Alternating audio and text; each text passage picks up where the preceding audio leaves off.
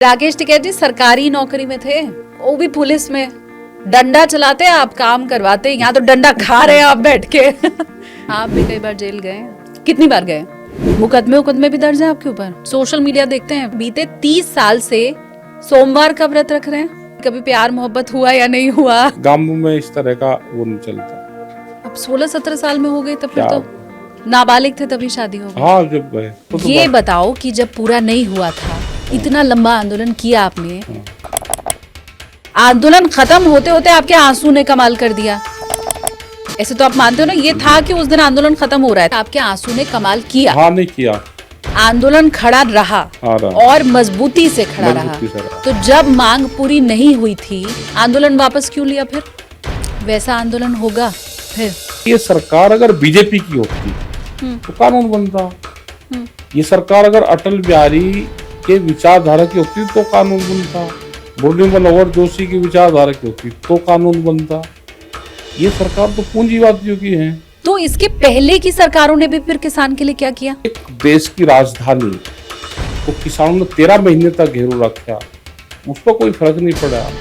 आप ये सोच रहे कि कोई पार्टी है ये डर कर उसका काम कर देगी, ये तो पूंजीवाद है, तो कोई फर्क नहीं पड़ता। हमेशा इस कंप्लेनिंग मोड में क्यों रहते हैं कि सरकार ने 13 महीने किसानों को नहीं सुना? आप ये कभी क्यों नहीं कहते कि किसानों की बात मानकर कानून वापस ले लिया? ये राष्ट्रपति कौन बनेगा अगर ये पूरा ट्रम्प करेगी? ये राष्ट्रपति किसी को बनने नहीं देंगे, तो मोदी राष्ट्रपति तो बनेंगे और 2 ट्रम्प रहेंगे, योगी जी बनेंगे होम मिनिस्टर। ऐसे ही पूरे देश में इनसे डंडा चलवाएंगे, जेसीबी चलवाएंगे, ये करवाएंगे, एक माहौल उस तरह का क्रिएट करेंगे। यहाँ तो दिल्ली से चलता है सब। यूपी भी दिल्ली से चलता है, सब दिल्ली से चलता है, हरियाणा दिल्ली से चलता है, सब दिल्ली से चलता है, एमपी दिल्ली से चलता है। और कहाँ से चलता है? उनको मार दो, जेल ले जाओ, शहीद करो। हाँ। हम तो चाह रहे कि टिकैत परिवार से एक आदमी शहीद हो। अखिलेश यादव, मुलायम सिंह यादव का बेटा है, आंदोलन में पीछे है, सत्ता बगैर आंदोलन के सत्ता चाहता है, नहीं मिलेगी। नहीं मिलेगी, नहीं मिलेगी। अमित शाह गुंडे भाषा बोलता है, दबाने की कोशिश करेगा, जानता कुछ नहीं।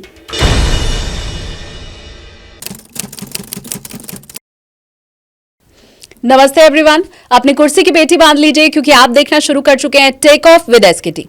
एसकेटी यानी कि मैं शालिनी कपूर तिवारी।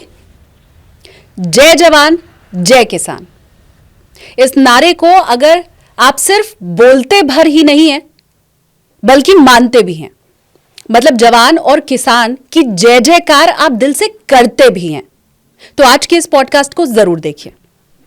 देश के अन्नदाता के लिए खुद को अगर आप ऋणी मानते हैं तो आज के पॉडकास्ट को जरूर देखिए। अच्छा, बहुत हद तक ये संभावना है कि पॉडकास्ट आप जब देख रहे होंगे तो आप घरों पे होंगे। मैं खुद स्टूडियो में बैठ के ये पॉडकास्ट कर रही हूं, लेकिन इस वक्त भी देश का किसान जूझ रहा है। दिल्ली के अलग अलग बॉर्डर पर बैठा हुआ है। क्या वजह है इसकी? क्यों जरूरत है?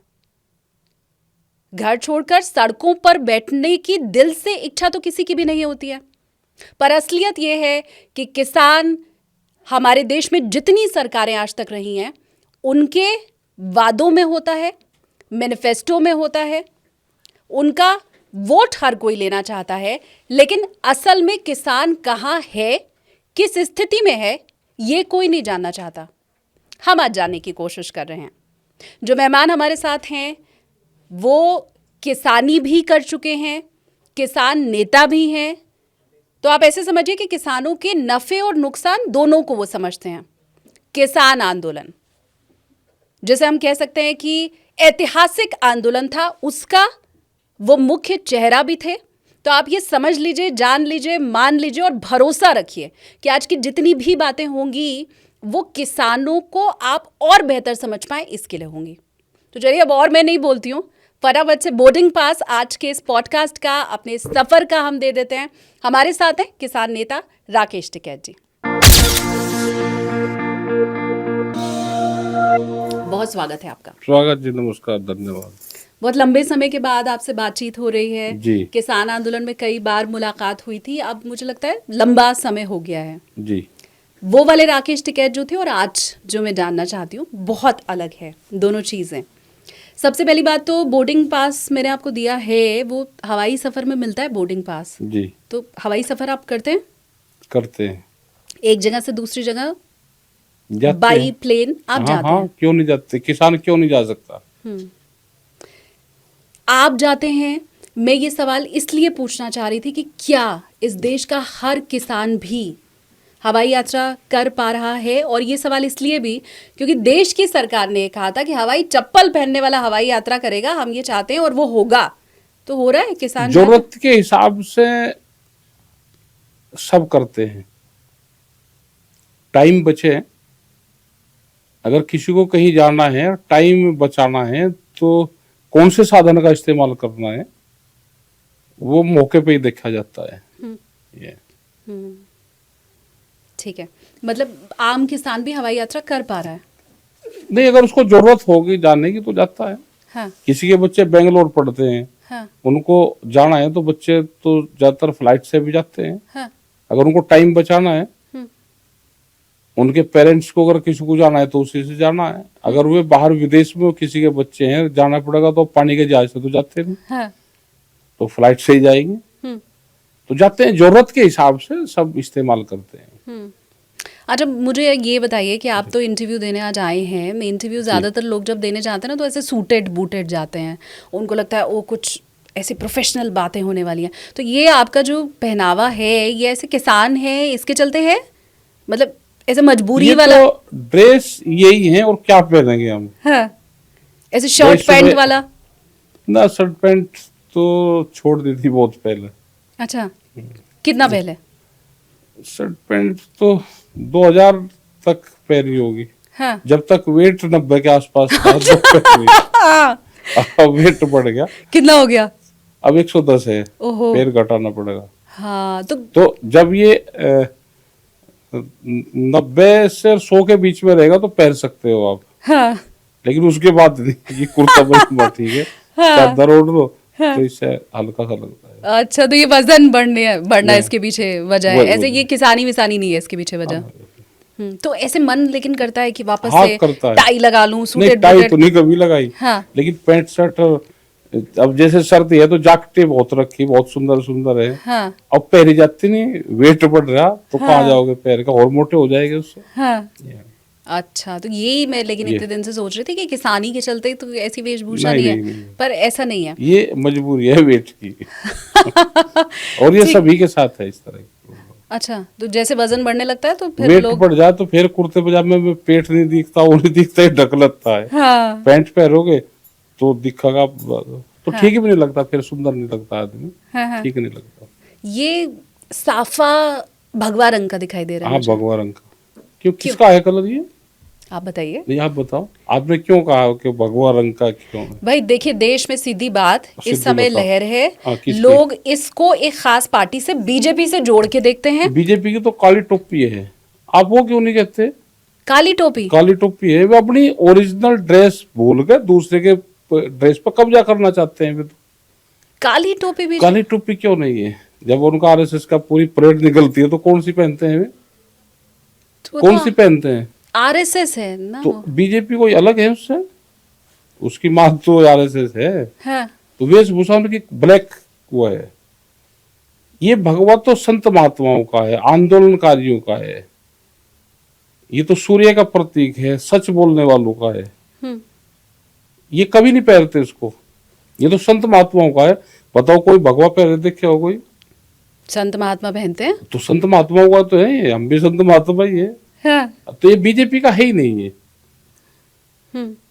दो रंग जो हमारे भारत के झंडे में है, तो सबसे ऊपर यही तो रंग है। हाँ, उसको एक धर्म से जोड़ दिया जाता है, दूसरे रंग को दूसरे धर्म से जोड़ दिया नहीं, नहीं, जाता तो इनके झंडे में भी है जो दूसरे धर्म से जोड़े। है। हाँ। इनके झंडे में भी तो है वो। हाँ। बीजेपी के झंडे में कौन कौन से रंग है? आप बताओ नहीं, आप बताओ ना, आप बताओ। भाई, भगवा ग्रीन, हाँ। तो ग्रीन कौन से धर्म से जोड़े ये?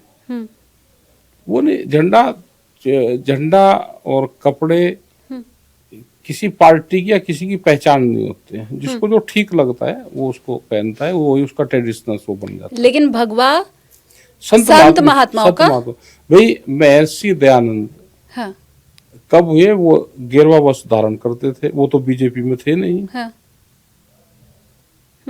तुम तो महर्षि दयानंद सारिया समाज से हमने तो ये दिया, हाँ। संत महात्माओं से लिया। संत महात्माओं का ये अगर रंग है तो योगी आदित्यनाथ भी फिर यही रंग पहनते यही हैं। पहनते हैं ना, तो वे संत हैं। जो वहाँ उनका मंदिर है, जो धाम है उनका, हाँ तो उसके वे महंत हैं गोरखपुर के। और वो शुरू से ही यही वस्त्र धारण करते हैं। बहुत मेंबर पार्लियामेंट है जो इस रंग को धारण करते हैं। सब लोग नहीं करते, बीजेपी के भी लोग, ऐसा नहीं कि सभी लोग इसको धारण करते हैं, वो नहीं करते। पर आप उनको संत मानते हैं? संत तो ही भाई, जो एक मंदिर के पुजारी हैं हाँ वो है तो संत ही हैं। वे किसी और ड्रेस में आपने देखे नहीं होंगे कभी भी, तो उसी में ही रहते हैं, वही उनका ट्रेडिशनल वो है। हाँ सवाल हालांकि मैंने इसलिए भी किया था क्योंकि विपक्ष ये कहता है कि उनकी भाषा संतों वाली नहीं है, ऐसी भाषा तो संत की हो नहीं सकती, तो इसका मतलब वो योगी है नहीं, इसलिए। वो तो देखो, विपक्ष जब सत्ता में आ जाता है, जब वो पार्टी में आ जाएगा, हाँ तो उन्हीं की भाषा बोलने लगेगा। जब तक विपक्ष का मतलब यही है कि जो सत्तारूढ़ पार्टी होती है उसकी कमी को ढूंढे, उसके खिलाफ बोले, तो यही विपक्ष का काम है। लेकिन आजकल के विपक्ष भी इस तरह का काम नहीं कर रहे, वो भी लिबरल है। आप मानते हैं ऐसा? हाँ भाई, एक विपक्ष वालों पर बताओ किसी पर लाठी डंडा कुछ चला हो, तो क्या विपक्ष डरा हुआ है क्या देश में? वो तो यही क्लेम कर रहे हैं। तो डर है तो फिर क्यों वो राजनीति करते हो? वो तो कह रहे हैं कि चुन चुन के और देख देख के फाइलें खुलवाई जा रही हैं। तो फिर फाइल से डरते क्यों? तो उनका ताबीज ले लो एक बीजेपी का, फिर सरकार का ताबीज पहन लो गले में, हाँ। आपकी फाइल खुलेगी नहीं। आप लेकिन ये मानते हैं कि ताबीज पहन के फिर नहीं खुलेगी फाइल? नहीं खुलती। तो विपक्ष जो कह रहा है सही कह रहा है, मैं समझ नहीं पा रही आपकी बात। हम वो भाषा बोलते हैं जो गांव के लोग बोलते हैं। हाँ। जो विपक्ष कह रहा है कि हमको डराते धमकाते हैं, तो सरकार का यही तो काम है, वो डरा धमका के अपने में शामिल कर लेगी उन लोगों को। और जो डर जाएगा वो शामिल होगा, जो नहीं डरेगा वो जेल जाएगा। तो यही। आप भी कई बार जेल गए हैं? कितनी बार गए? हम रहे तो कुछ दिन, 27 दिन एक बार रहे। हाँ। एक दो दिन के लिए रहे। दिन में पकड़े, शाम को छोड़ दिए, तो बहुत बार रहे। मैंने देखा है 40, 43, 45 बार लिखा हुआ है भैया गूगल के ऊपर। वो उसलिए लिखा जाता है कि जैसे सुबह ही पकड़े तो शाम को छोड़ दिए, अच्छा। शाम को पकड़े तो रात को छोड़ दिए। हाँ। यहाँ से पकड़े तो 200 किलोमीटर दूर छोड़ दिए, तो वो भी जेल ही है। अच्छा। तो वो पूरा अगर काउंट कर लें तो वो 40 से ज्यादा बार है। से ज्यादा बार है। और लेकिन रात वो कंटिन्यू जेल में रहे तो हाँ। वो 4-5 बार है। अच्छा। जो लिखत पढ़े तुम्हें गए। और उसमें सबसे लंबा 27 दिन है। 27 ये कब हुआ था? ये इसको भी हो गया 8-10 साल, इसको हो गए मध्य प्रदेश में। अच्छा। हाँ। तो कैसा ट्रीटमेंट होता है जेल में? क्या करते जेल हैं? में बढ़िया खाना मिलता है। अच्छा। हाँ। हाँ। जेल में इसलिए खाना वो देते हैं ठीक, कि अगर खराब खाना देंगे तो आदमी बीमार हो जाएगा, जेल की बदनामी भी होगी। हाँ। मसाला नहीं देते, वो नहीं देते, मतलब ड्राई सा खाना देते हैं वो ठीक। और एक टाइम का दूसरे टाइम नहीं देते। अच्छा। हाँ। एक ही टाइम देते हैं? जो सुबह ही बन गया हाँ। तो दोपहर को नहीं देंगे, दोपहर का दूसरा बनेगा, शाम का तीसरा बनेगा, ये देते हैं। 3 बार खाना दिया जाता है, अच्छा खाना दिया जाता ठीक है। दिया जाता है, जिससे आदमी बीमार ना हो। और क्या होता है जेल में फिर? आपके साथ क्या हुआ?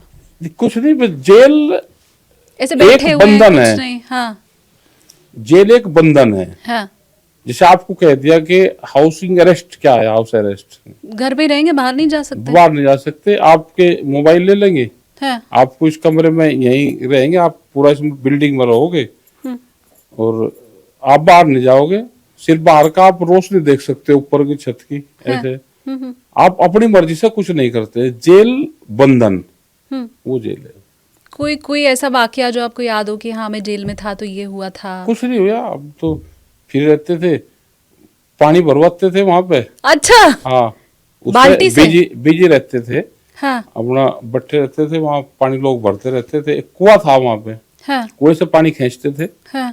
और बहुत जो लड़के जिनको एक्सरसाइज का शौक था, वे बहुत मेहनत करते थे कि जिससे डोल से और रस्सी से पानी खींचना, तो बहुत बच्चे थे वे एक्सरसाइज उनकी हो जाती थी ठीक।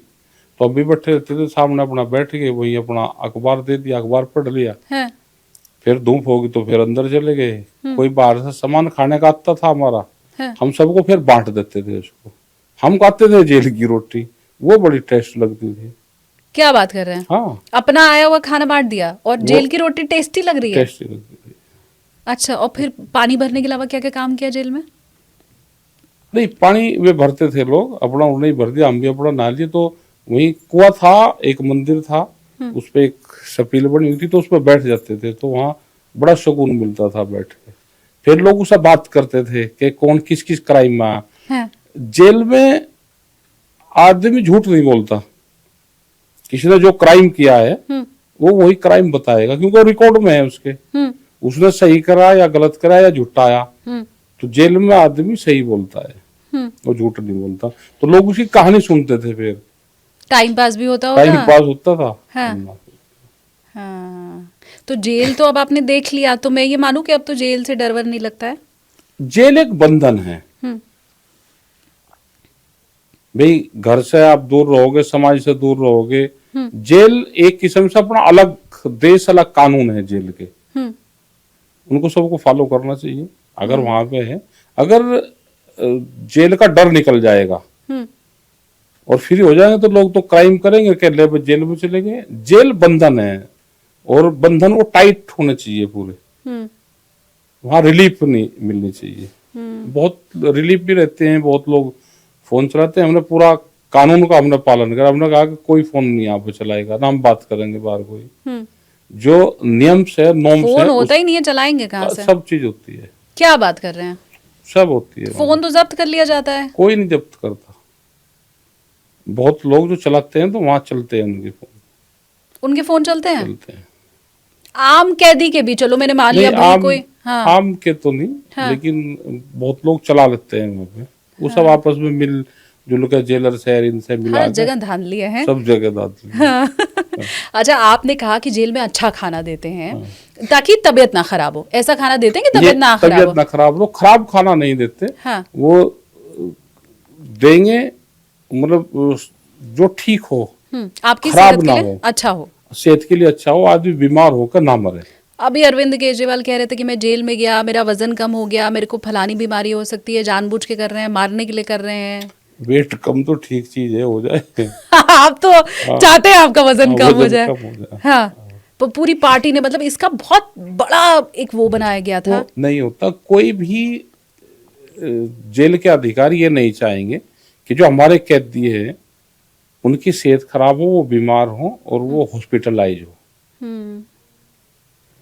मतलब डाइट बहुत आती है, सामान बहुत आता है, उसमें से जेलर भी खा लेता है। कुछ कटौती करके कम भोजन उनको देंगे तो उसी से ही बड़ी आमदनी जेल उसकी है। अच्छा, ये बताइए कि ये जो वजन बढ़ गया है, फिर वो क्यों बढ़ गया? समोसा, कचौड़ी, चिप्स, आइसक्रीम? एक्सरसाइज नहीं होती ज्यादा। अच्छा। क्योंकि मोमेंट में हम लोग रहते हैं ज्यादा, हर रोज कहीं ना कहीं दूसरी जगह जा तो घूमना नहीं होता, एक्सरसाइज नहीं हो पाती। ये अब लोग फिर कमेंट में कहेंगे कि ऐसा कैसा किसान जो मेहनत नहीं करता है, मोटा हो गया, मूवमेंट में रहता है। हाँ। खेत में काम नहीं करते ना। एक दिन गए थे, पूरे प्लान बनाए हमने 8 दिन पहले से। हाँ। कि खेत में जाएंगे, ट्रैक्टर चलाना उस दिन, 2 दिन छुट्टी लेके और खेत का काम करना है।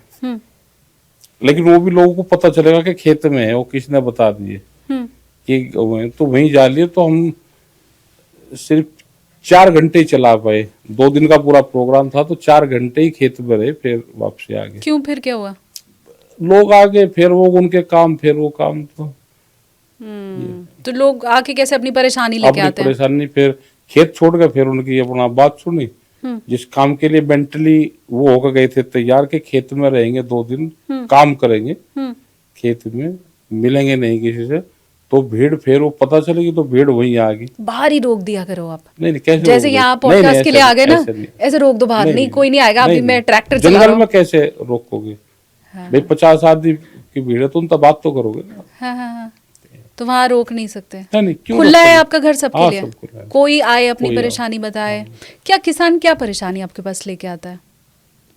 किसान की तो परेशानी परेशानी है सबकी। फिर भी हमें पता चले, हम तो मतलब यही हम जानना चाहते हैं।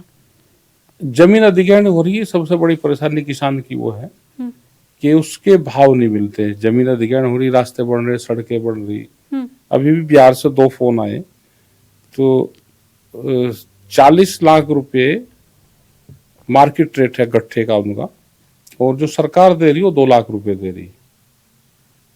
फिर से बताइए। 40 लाख रुपया मार्केट रेट है, अगर वो मार्केट में उस जमीन को बेचे तो 40 लाख रुपए का है, हाँ, और सरकार अधिग्रहण कर रही तो उसको 2 लाख रुपए दे रही। और बहुत किसान भी हैं कि जो वेजिटेबल्स का काम करते हैं, सब्जी का हम्म, काम करते हैं वे, और वो एक सीजन में उसी खेत से मतलब 8 बार की खेती लेते हैं वे, एक के साथ में एक के साथ में एक खेती लगाते रहते हैं वे। तो वे किसान वहां से उनकी पूरी जमीन जाएगी, तो उन किसानों का ये था कि हम कहाँ जाएंगे, अब हमारी जमीन चली जाएगी हम्म, और जो मुआवजा हमको मिलेगा वो बच्चे खर्च कर देंगे, इसकी जमीन नहीं मिलेगी। जब हम मार्केट में जाएंगे बाजार में दूसरी जमीन लेने, तो जमीन नहीं मिलेगी, 2 लाख में क्या जमीन मिलेगी? कुछ नहीं मिलेगी, मार्केट रेट महंगा है। मैं हैरान इसलिए हूँ, हाँ जी। ऑनेस्टली आपको बताऊं, क्योंकि हमने ये सुना है। जी। मुझे लगता है मेरे जैसे जितने लोग इस वक्त पॉडकास्ट देख रहे होंगे, मैं चाहती हूँ आप कमेंट करके बताइए भी कि क्या मेरे जैसी ही आपकी समझ है। हमने ये सुना है कि जमीन का दाम जो होता है, सरकार जब अधिग्रहण कर रही होती है, वो चाहे मंदिर बनवाने के लिए चाहे रोड बनवाने के लिए, जी। तो उससे कई गुना ज्यादा देती है। हम आम लोगों की यही समझ है। शहरों में तो यही है, हाँ, आम लोगों की तो यही है हाँ, कि मेरी भी यही किसान समझ के है। पास में बहुत वो है, इस तरह का है नहीं। जैसे 2000 जो नया भूमि अधिग्रहण एक्ट था वो 13 में आया, उसमें ये था कि जमीन, आसान में बताइएगा, आसान में। हाँ, 2013 में नया भूमि अधिग्रहण एक्ट आया देश में। हाँ, 1894 के एक्ट को चेंज किया और एक नया कानून देश में भूमि 1894 1894 के कानून को कानून को चेंज करा। 1894 का कैसे होगा? 1994 का होगा ना? 1994 में तो अभी गया था, तो 1894 का कानून अभी तक चल रहा था। चल रहा था। संविधान बन गया नया, हाँ। और सब हो गया, वो 1894 का कानून चल बन रहा था। और वो अभी चेंज हुआ। हाँ, जब ये आंदोलन हुए ना, भूमि अधिग्रहण के बड़े आंदोलन, राहुल गांधी ने वो पर्चा फाड़ा फाड़ था, दिया, ये कर दिया, हाँ। तो उस टाइम वो चेंज हुआ। हाँ, उसमें ये था कि सर्किल रेट, जो डीसी रेट होगा, डीएम का जो रेट होगा, हम कोई भी भूमि खरीदने जाए, यहाँ पे भी जाए, तो एक सर्किल रेट होता है हाँ, कि इस पे हमको स्टाम्प देना है। हाँ, जैसे यहाँ पे सर्किल रेट अगर 1 लाख रुपए मीटर का गवर्नमेंट रेट है, उस पर गवर्नमेंट स्टाम्प लेगी आपके यहाँ पे। और वैसे ये 3 लाख रुपए मीटर का है, तो 2 लाख रुपए आपको नंबर 2 में देने पड़ेंगे और 1 लाख रुपए आपको नंबर 1 में दिखाने पड़ेंगे। उस पर आपको टैक्स देना पड़ेगा। तो जो डीसी रेट होता है, डीएम रेट, वो 2013 के बाद में बढ़ाया नहीं। अच्छा, जब बढ़ा नहीं तो जब अधिग्रहण जमीन होगी तो उसका 4 गुना देंगे ये, अच्छा, उसका 4 गुना देंगे। तो अगर यहाँ पे किसी किसान का खेत का रेट 1 लाख रुपए है सर्किल रेट, तो उसको 4 लाख रुपए दे दिए उन्होंने। और मार्केट रेट वो 10, 12, 15 लाख रुपए का है। हाँ, समझ तो गई। इसलिए किसान को नुकसान है। और इसलिए हमें तो यही पता है कि कि 4 गुना रेट दे से रहे। 4 गुना मिल रहा है, लेकिन वो मार्केट रेट से फिर भी कम है, फिर भी कम है। ये नहीं पता। हाँ। और अब वो जो उसकी, जैसे हाँ, नोएडा में अब यमुना में यहाँ पे अधिग्रहण हो रहा है जमीन का। हाँ, बहुत लोग हो रहे हैं, आप लोगों ने यमुना प्राधिकरण में इसमें अपने प्लॉट भरे होंगे। हाँ, सस्ते सस्ते। सस्ते नहीं, 30 हजार रुपए का रेट वहां का है। अच्छा, आप अगर भरोगे तो 30 हजार रुपए का, 35 हजार का रेट होगा, 27 हजार का, जो भी रेट निकल रहा होगा। हाँ, आपको 300 मीटर प्लॉट लेना, तो आपको वो रेट भरना पड़ेगा, ड्राफ्ट देना पड़ेगा उसका। हाँ, लेकिन किसान से जारी वो 2203, अब शायद मुख्यमंत्री ने बढ़ाए, वो 4000 रुपए रेट करा, 4300 रुपया। 4300 रुपया मीटर आप किसान से लेंगे, और आपका अगर निकल गया तो आपको 30,000 में देंगे, और आपने अगर मार्केट रेट में बेच दिया तो 70,000 रुपए मीटर का है। तो किसान से 4000 और मार्केट रेट उसका 70,000 है। 70,000। ऐसा तो नहीं कि किसी किसान को सस्ता मिल गया हो।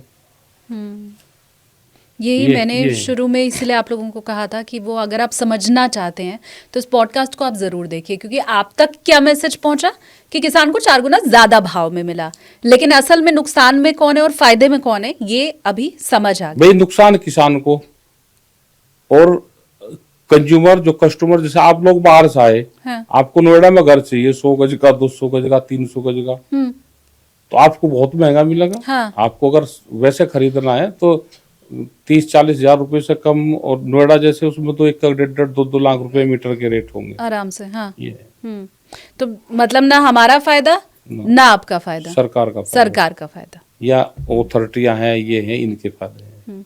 अभी मैं दूसरा आगे ये और लोग हैं, जैसे आप लोग यहाँ पे रह रहे हैं, सरकारों के क्या कानून हैं। अभी एनजीटी एक संस्था है देश में, और यहाँ पे वो दिखाते रहते हैं पोल्यूशन ज्यादा हो गया।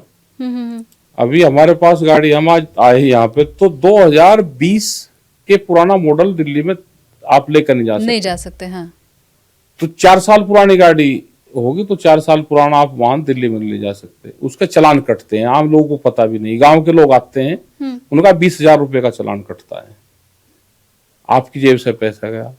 आप पे 10 साल पुरानी गाड़ी यहाँ पे है, भाई आप अपने घर से आओगे तो यहाँ तक आप गाड़ी लेकर आए। एक वकील है, हमारे जज हैं, वे दुनिया का फैसला करते हैं, लेकिन उनकी कोई आवाज उठाने वाला नहीं है। जज अपनी आवाज नहीं उठा सकता, लेकिन वो भी अगर गाड़ी ले रहे हैं हाँ। तो 10 साल पुरानी गाड़ी वो भी नहीं चला सकते, और उनकी गाड़ी मुश्किल से 25, 30, 40 हजार चलेगी उनकी गाड़ी। उनको 10 साल में वो गाड़ी बेचनी पड़ेगी यहाँ से। एनसीआर में अब 10 साल पुराना गाड़ी नहीं चला सकते। हाँ। तो आम लोगों को बहुत नुकसान है। ये पूंजीवाद, इसलिए पूंजीवाद कहते हैं कि देश में जो सरकारें हैं वो पूंजीवाद उसको चला रहा है। मैं अभी ना आगे, क्योंकि मुझे एमएसपी की भी बात करनी है, तीनों कृषि कानून की भी बात करनी है, उन सब पे मैं आऊंगी, लेकिन मुझे नहीं पता हमारे कितने व्यूवर्स ये जानते हैं। अब कमेंट करके जरा मुझे बताओ भी कि राकेश टिकैत जी सरकारी नौकरी में थे, बढ़िया सरकारी नौकरी के पीछे लोग पैसे दे भी रहे हैं, मारा पीटी भी कर रहे हैं, मतलब सबको सरकारी नौकरी चाहिए आज की तारीख में, कोई दो राय नहीं रखेगा इसमें।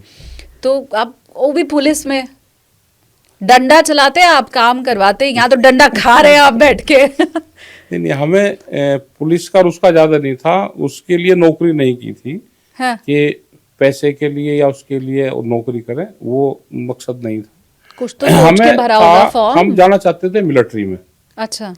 और मिलिट्री में जाना चाहते थे, कमांडो की ट्रेनिंग हमको करनी थी, लेकिन हम मिलिट्री में नहीं हुए। हम दिल्ली पुलिस में एज ए कांस्टेबल, वहां पर ट्रेनिंग हमने करी, मुरादाबाद में ट्रेनिंग हुई यहाँ की। बढ़िया एक्सरसाइज का शौक था, तो मैं था कि एक्सरसाइज करनी है, ट्रेनिंग करनी है हमको। अच्छा। तो ट्रेनिंग करी, फिर पोस्टिंग बम डिस्पोजल स्क्वाड में करवाई, जहाँ बम होते हैं तो उसमें करवाई। तो फिर 6 साल नौकरी करी, फिर जब सीख लिया पूरा सिस्टम तो फिर अपना छोड़ कभी दिया। किया कहीं बम बम मिला तो जाके तार वार काटी हो? किया है? किया। कहाँ पे? नजफगढ़ में। वो वैसे ही वो सुतले वाले बम मिले, और तो ज्यादा नहीं मिला। अच्छा। तो वही फाड़ दिए, डाल दिए दूसरी तरफ तो फट गए। तो लेकिन ऐसे बम देख के डर नहीं लगता ना, कि ना, जब तक फेंकेंगे तब तक हाथ में ही फूट जाए? कोई ऐसे नहीं फटता, जब तक उसको हिलाओगे नहीं, दाब नहीं दोगे, कुछ नहीं दोगे तो ऐसे नहीं फटता। अरे टीवी में तो हमने ये देखा है, लाल तार की जगह सफेद तार काट दिया, वो फट गया। हाँ। आजकल इक्विपमेंट बहुत हैं, और पूरे उसको एक्सरा हो जाता है उसका, कोई चीज ब्रीफकेस में है, किसी उसमें है, तो पूरा एक्सरा हो जाता है उसका, तो उसमें क्या चीज है वो है तो दिख जाता है। जैसे एयरपोर्ट पर हम जाएंगे तो हमारे पूरे जो लगेज होता है उसका एक्सरा होता है। हाँ। तो ऐसे ही जो बम स्क्वाड है तो उनके पास में एक्सरे मशीन और वो सब चीजें हैं, इक्विपमेंट है, तो उसका इस्तेमाल अगर ठीक करे तो कोई उसका नुकसान नहीं है। तो फिर कैसे बोर हो गए आप? आपको लगा यार मजा नहीं आ रहा? हमने इतना ही करनी थी हमको।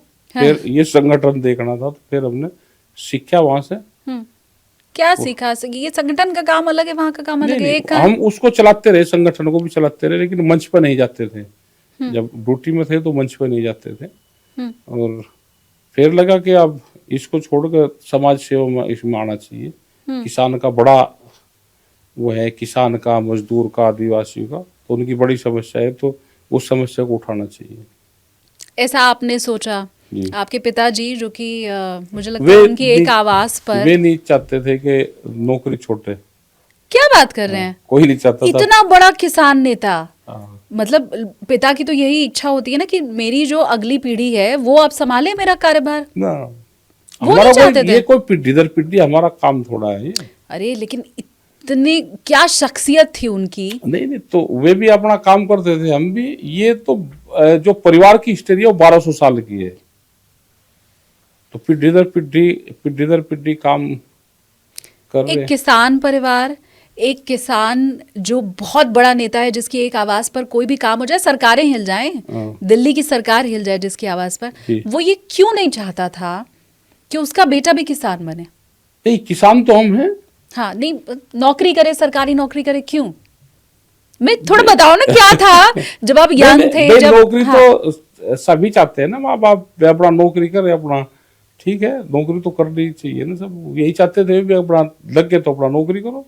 अच्छा, हमको इतने बड़े आदमी थोड़ा है कि हमारे बहुत जमीनें जायदाद और हमारे फैक्ट्रियां चल हम तो रही हैं। ऐसे ही सोचते हैं। अब नहीं, चलो हम अच्छी बात है जो ये भी। आम लोग हैं, हाँ, हम भी उन जैसे ही हैं।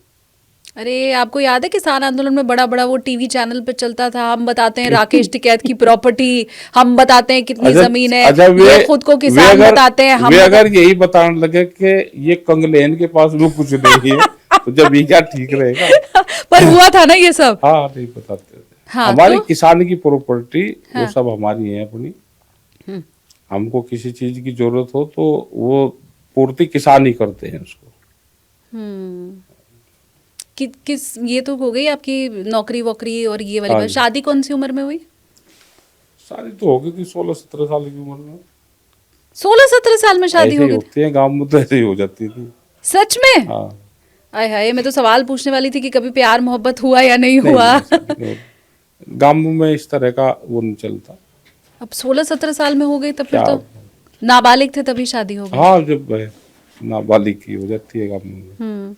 तो कैसा पत्नी का कैसा सहयोग है ये वो मैं इसलिए भी पूरा जानना जो चाहती हूँ। फैमिली है, उस तरह की लड़कियां अपने घर में आई कि जो खास करके घर का काम करे, कोई सारा खाना बना ले। जो सबसे ज्यादा प्रेशर वहां पे खाने का रहता है आज भी। 10, 15, 20, 30, 50, 100 आदमी आ जाएंगे तो उनको खाना बना के खिलवा दे। 10, 20, 50, 100, 100 200 आदमी आ जाएंगे? हाँ, नहीं, 200 हलवाई रखते हैं? नहीं, अगर 100 आदमी के आसपास आ जाएंगे तो घर पे खाना बन जाएगा। हलवाई रखते हैं शहर वाले? नहीं, 100 शहर आदमी के में तो लिए? रखेंगे ना हलवाई। हाँ, वहाँ नहीं, अगर ज्यादा तो वो भीड़ बना होगी- लेती हैं इतने हाँ, लोग? सब बन जाए, क्या दिक्कत है बनाने में। 20, 30, 50 आदमी तो 20, 25, 30 आदमी जिस दिन हम सिटी में रहेंगे तो उस दिन 40, 50 आदमी, 100 आदमी हो जाते हैं उस दिन। तो सब अपना तैयारी करे, कुकर में अपना बनाया, 4-5 कुकर रखे, बनाते रहो, खाते रहो, बनाते रहो, खाते रहो। गांवों में यही ट्रेंड है सबका, कोई वो नहीं रखता कि जब बड़े प्रोग्राम फंक्शन होते हैं तो उसमें रखते हैं। आप 16 साल के थे, वो कितने साल की थी उस समय? वो भी इतनी होगी, 16, 17, 18 की होगी। बराबर ही है, बराबर। उम्र बराबर ही है। तो जब आप आंदोलन के लिए निकले, हाँ। जब आप सड़कों पर बैठते हैं, जब आप कई महीने घर नहीं पहुंचे, जब ये पता चला कि आज डंडा पड़ने वाला है, जब ये पता चला कि राकेश टिकैत को उठा के ले जाएंगे, केस करेंगे, तो उनका क्या रिएक्शन होता है? वापस नहीं आना, वहीं रहो। वो ऐसा बोलती हैं? हाँ। अच्छा। देखो, हमने ये कहा कि टिकैत परिवार जो है वो समाज के लिए अपना उसका कुछ नहीं है। जो भी इस घर में, इस खानदान में जन्म लेगा वो आंदोलन के लिए लेगा, उसका अपना कुछ नहीं है। आपके बेटे आंदोलन में हिस्सा लेते हैं? आने वाली पीढ़ी हाँ। भी अपना समाज का काम करे। नहीं, आपके बेटे सब मूवमेंट में है। अच्छा, ये किसान आंदोलन हुआ था उसमें उन्होंने? सब है, हमारा पूरा परिवार ही और पूरा आसपास के गांव, वो सब वही हमारा पूरा परिवार है। हमारा कोई अपना नहीं है कि ये पर्टिकुलर अपना होगा, ये होगा, तो ना पूरा आपका है, मैं व्यूवर्स को बताऊं, 3 बच्चे हैं राकेश टिकैत के, 2 बेटियां हैं, 1 बेटा है। अब मुझे आप बताओ, बेटा आपका कितना पार्टिसिपेट करता है आंदोलन वांदोलन में? नहीं, वो भी वो मैं जो काम देखता है, ये नहीं कि वे लोग हर जगह जाएंगे, वो जाएंगे, तो जो घर का रहता है काम और रहता है, लोग आ रहे हैं, देख रहे हैं, पूरे सिस्टम को देख रहे हैं, तो वो सब देखते हैं। पर वो उतरे थे सड़कों पे आंदोलन के समय? वो अगवानी नहीं बन रहते कि आगे कि सारे परिवार के पीछे लोग ही सारे, हो, वो हाँ। सबके साथ रहते हैं ना, जैसे और लोग रहते हैं उन्हीं के साथ रहते हैं। अच्छा, नहीं पर ऐसे सड़कों पे बैठ के और सरकार के लिए झंडा बुलंद करना, वो वाला नहीं किया था? करते रहते हैं, जरूरत के हिसाब से सब लोग करते हैं, हाँ, तो वो लेकिन ये नहीं करते ना कि हम ही आगे रहे, पूरा परिवार ही। हाँ। ये कोई टिकैतों की महासभा थोड़ा है कि हमारा से ये आंदोलन चला गया, तो तो इस सबकी देश है। में तो यही होता है कि नहीं, नहीं, बाप ऐसा नहीं। नेता है तो बेटा नेता नहीं, है, नहीं, पार्टी ऐसा नहीं, में फिर वही चलाएगा। हम गांव वालों के साथ रहते हैं, हाँ, उनको पीछे नहीं छोड़ते, उनके साथ रहते हैं। नहीं पर ये नेपोटिज्म वाली बात तो सुनी होगी ना आपने, कि एक्टर का बेटा एक्टर, उसको फिल्में भी आराम से मिल जाती हैं। वो अपने रूटीन नेता के- का बेटा कितना भी फ्लॉप हो जाए वो नेता ही रहेगा, नहीं, तो ये कोई ऐसा नेतागिरी थोड़ा है, किसानी संगठन, हाँ।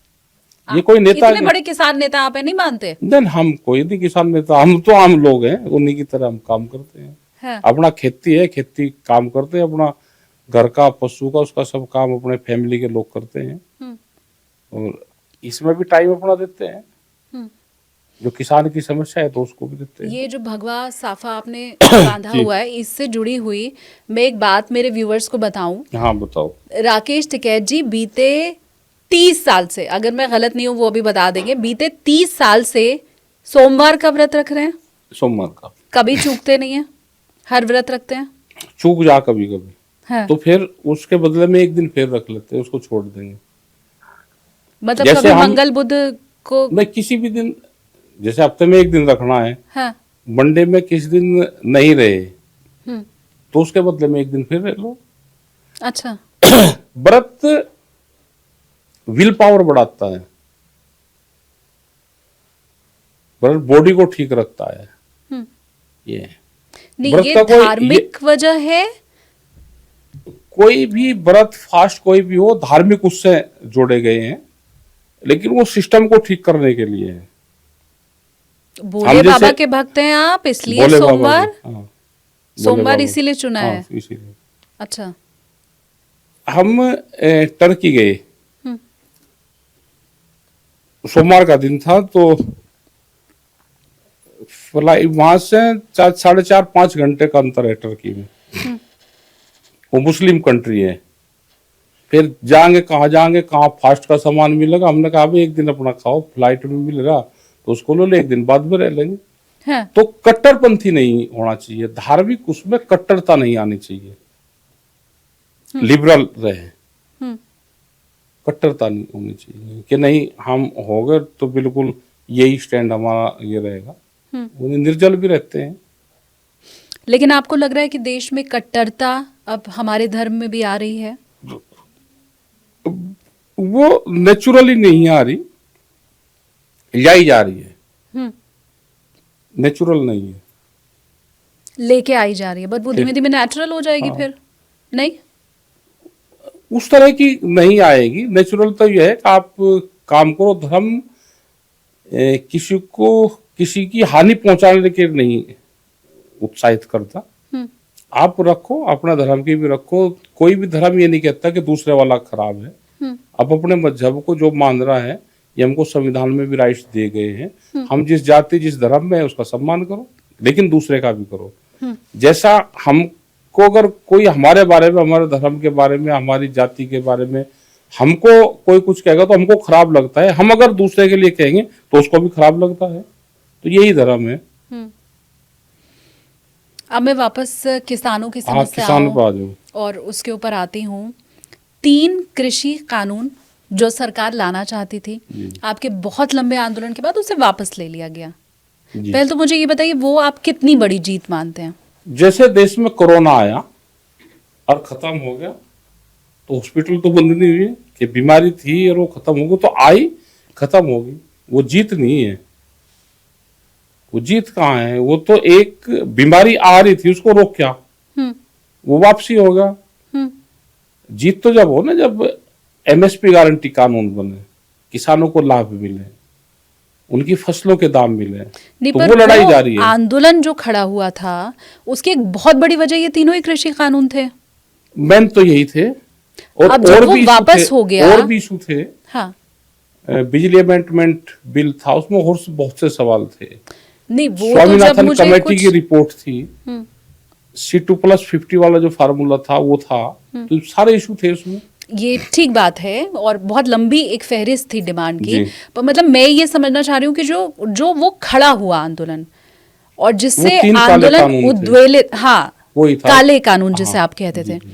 तो वो वापस हो गया। तो फिर उसके बाद क्या? ये मैं आम लोगों की समझ के हाँ, लिए तो भी मैं भी पूछ तो रही आम हूँ। लोग की हमारे बता, लिए तो इसका 3 कानून आ रहा था। उसके उत्तर दे तो दिया मैं। क्या दिया बताओ? यही कि बाकी जो उसके साथ तमाम डिमांड थी और जैसे एमएसपी। जैसे कोरोना आया, हाँ, कोरोना खत्म हो गया, तो हॉस्पिटल तो बंद नहीं हुए। हॉस्पिटल कोरोना के लिए थोड़ी खुले थे। तो ऐसे ही ये आंदोलन जो चल रहे, जो हमारा मूवमेंट थे, हाँ। ये 3 कानून के लिए थोड़ा थे, हमारी बहुत सी डिमांड थी उसमें। उसमें से एक ही डिमांड वापसी हुई, और ये भी हुआ कि भारत सरकार ने हमारी 12 दौर की बातचीत हुई, और आखिरी बात 22 जनवरी 2021 को हमारी आखिरी बार भारत सरकार से बात हुई। अभी 22 तारीख आ जाएगी, हमको 4 साल हो जाएंगे पूरे, हमारी कोई बात नहीं हुई। 3 कानून से अलग भारत सरकार ने कोई अगला टॉपिक पे बात ही नहीं करी। ये भी देश को पता रहना चाहिए कि उससे अलग, वो चाहे बिजली का इश्यू हो, वो चाहे फर्टिलाइजर के इश्यू हो, वो चाहे एमएसपी गारंटी कानून का हो, उससे अलग भारत सरकार ने कोई भी टॉपिक पे बात करी नहीं कभी भी 12 दौर की बातचीत में। अच्छा, उस समय हमने ऐसा सुना था कि एमएसपी की बात सरकार ने की है, नहीं, आश्वासन दिया है, नहीं, और कुछ फसलों को लेकर के तो बिल्कुल डील हो गई थी, नहीं, वायदा दे दिया गया था कि भैया इतनी फसल 22, 23, 25 नहीं, इस पे तो हम एमएसपी नहीं, देंगे। नहीं, एमएसपी तो दे रहे हैं, हाँ, सवाल एमएसपी देने का नहीं है। हम्म, सवाल यह था कि एमएसपी गारंटी कानून, हम्म, आज भी वही बड़ी डिमांड है। वे एमएसपी तो कह रहे कि हमने दे रहे, वे हर साल भाव भी बढ़ाते हैं, लेकिन मिलता कहाँ है?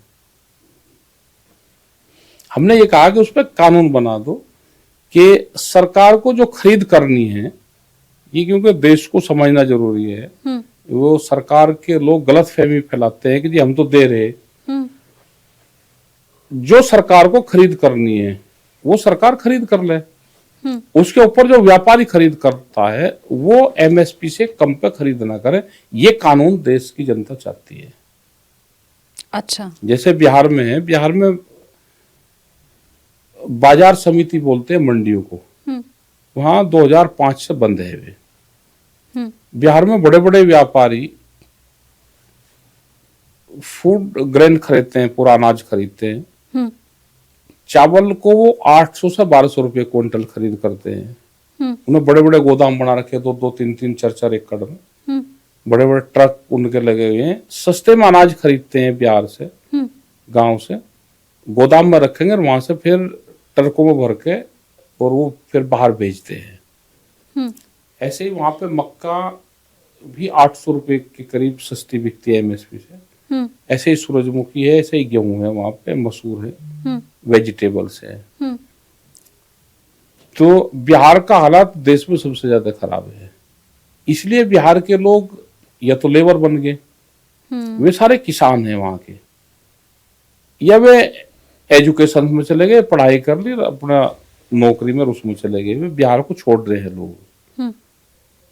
यही हाल कश्मीर में है, जो ऊपर श्रीनगर वाला पोर्शन हमारा है, जहाँ पे लड़ाई झगड़े वो बहुत दिखाते हैं। अब तो कहते हैं शांति हो गई। अब वहां पे 85% लोग हॉर्टिकल्चर का काम करते हैं, खेती करते हैं। वहां पे क्या करते हैं?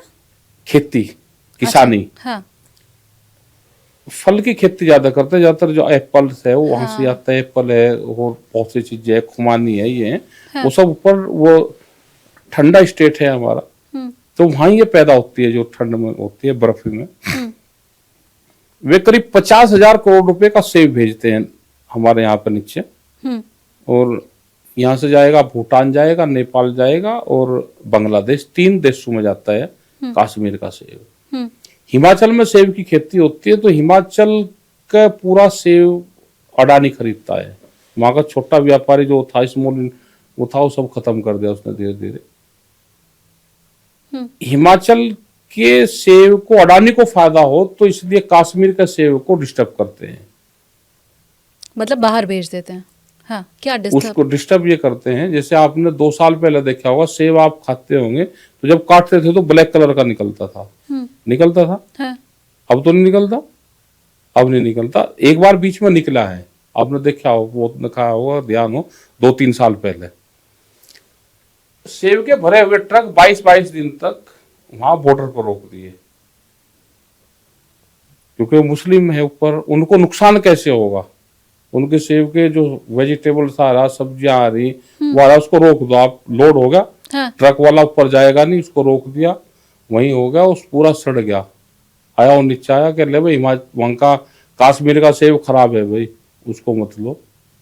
तो ये पॉलिसी है सरकारों की इस तरह की। ऐसे ही हमारे दूसरे और स्टेट है। नहीं, पर आप, मैं रोक रही हाँ, हूँ, ये रोको। आप ये बोल रहे हैं कि ये अडानी को फायदा हो ताकि हिमाचल के सेब में उन्हें प्रॉफिट हो, इसलिए कश्मीर को रोक दिया बॉर्डर पे ऊपर पहाड़ी में। ये बड़ा आरोप है। और आरोप कैसे, तो पता है आरोप क्या होता है। उनको सीधा करीब 2000 करोड़ से ज्यादा का नुकसान हुआ 3 साल पहले। आरोप छोड़ा तो पूरी हिस्ट्री उठा कर देख लो। नहीं, तो पर हम ये फिर वहां कहना- पे गए, हाँ, हम गए वहां पे, और बारामूला, इन कुछ जगह, सब जगह गए। फिर वहां पे मीटिंगें करी, एक आध बार चिट्ठी लिखी, चैनल के माध्यम से बोला। तो अब वहां पर थ्रू आउट वो वहां का सेब आ रहा है, उनका करीब 50,000 करोड़ का व्यापार है। अगर उन्होंने खेती छोड़ दी वहां के किसान ने,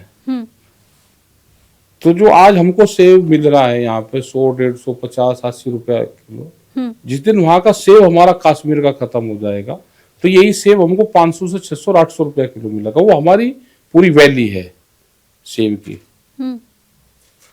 हम यहाँ से जो ये खरीद करते हैं, करीब 5,000 करोड़ रुपए की वेजिटेबल और फ्रूट ऊपर जाता है, और 50,000 से ज्यादा का नीचे आता है।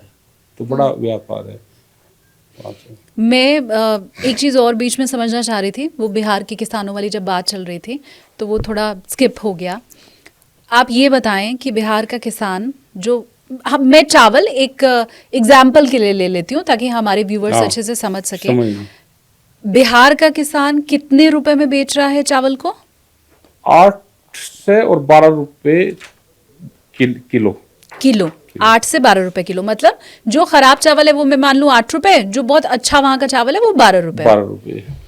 8 से 12 रुपए किलो किसान बेच रहा है, लेकिन खराब से खराब किसान एमएसपी 2100-2200 रुपए के आसपास है। हाँ, जो सरकार की वो है। हाँ, ऐसे ही कुछ उत्तर नहीं, प्रदेश। मैं इसको आगे बढ़ा के मैं खुद से कनेक्ट करना चाह रही हूँ। मैं आम लोगों से कनेक्ट करना चाह रही हूँ कि किसान तो 8 से 12 में बेच रहा है, लेकिन खराब से खराब चावल भी हम नहीं खरीद रहे हैं 15 से 20 रुपए में। तो इसमें ना आपका फायदा है ना हमारा फायदा है, मतलब आम आदमी का भी फायदा नहीं है। या तो किसान सस्ते में बेच रहा है तो हम सस्ते में खरीद रहे हो, या तो हम महंगे में खरीद रहे हैं तो किसान महंगे में बेच रहा हो, तब तो मेरा और आपका दोनों का फायदा है ना। इसमें किसान का भी नुकसान है, मेरा भी नुकसान है, ये समझना पड़ेगा हमें, है ना। तो ये कहाँ पे झोल कहाँ हो रहा है फिर? ये तो सरकारों की पॉलिसी है ना। हमने ये कहा कि एमएसपी गारंटी कानून देश में लागू कर दो कि जिसको भी व्यापार करना है इसके कम पे नहीं खरीदा करेगा, इसके कम पे खरीद नहीं करेगा वो। ये है मिनिमम सपोर्ट प्राइस। मतलब अगर एमएसपी पे खरीदोगी तो कम से कम रेट है, इससे नीचे जाएगा तो किसानों को नुकसान है।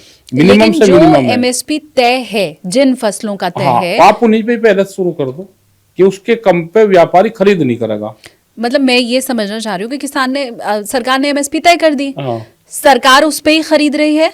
सरकार उस पर 6% खरीदती है, ज्यादा ना खरीदती है। बाकी 94% व्यापारियों को बेचना पड़ता और है। उसमें भी 6 में भी व्यापारी बेचता है किसान के नाम पे,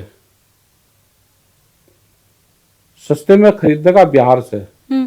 रामपुर एक जिला है यहाँ से नजदीकी है, वहां पे करीब 10-11 हजार किसानों के नाम फर्जी तरीके से वे किसान के नाम लिखवाए वहां पे, फोन लिए, उस फोन पे ओटीपी आया किसान के नाम से, एक फोन लिया, उसकी कॉल लगी होगी, 50 रुपए खर्च हो गया होगा एक सिम कार्ड का, और किसान के नाम पे फिर बेच दिया फर्जी माफियाओं ने। एक धान होता है, ये बिहार और उसके बॉर्डर पर होता है धान, वो मंसूरी धान चावल, वो बिहार उत्तर प्रदेश के बॉर्डर पे पैदा होता है और वो रामपुर में बिकता है। रामपुर, शाहजहांपुर, मुरादाबाद, जो तराई वाली बेल्ट है, यहाँ वो पैदा नहीं होता। जब यहाँ धान खत्म हो जाता है तो उसके बाद में भी खरीद होती रहती है किसान के नाम पे, तो बाहर से आकर यहाँ पे बिकता है। ये बहुत बड़ा फ्रॉड है। तो जो एमएसपी का भी लाभ है सीधा किसान को भी वो पूरा नहीं मिलता। आप चाहते हैं इस पर कानून बने, कानून बन जाए, बातें ना हो, बातें कानून ना, बन जाए। हाँ, तो कि ये अगर बनाएंगे नहीं नहीं कानून, ये इसलिए नहीं बनाएंगे क्योंकि ये सरकार अगर बीजेपी की होती तो कानून बनता। ये सरकार अगर अटल बिहारी के विचारधारा की होती तो कानून बनता, मुरली मनोहर जोशी की विचारधारा की होती तो कानून बनता। ये सरकार तो पूंजीवादियों की है। इस सरकार को तो पूंजीवाद का एक गैंग है, उसने एक पॉलिटिकल पार्टी पे कब्जा किया देश में, उससे सत्ता पे काबिज हुए और देश पर कब्जा कर लिया। तो देश में पूंजीवाद बढ़ेगा।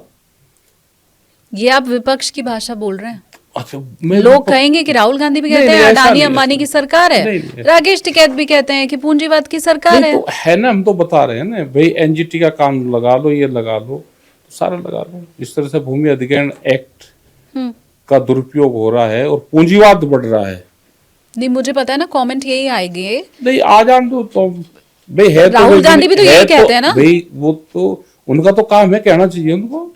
विपक्ष जिस तरह से मुद्दे उसको उठाने चाहिए वो नहीं उठा रहा। लेकिन आप मुरली मनोहर जोशी और अटल बिहारी वाजपेयी के प्रशंसक दिखाई दे रहे हैं। नहीं, हमने तो कहा कि अगर उनकी विचारक ये पार्टी होती तो वो बातचीत भी करते, समाधान की तरफ भी जाते। आप लो ना उसका इंटरव्यू, मुरली मनोहर जोशी का एक इंटरव्यू कर लो।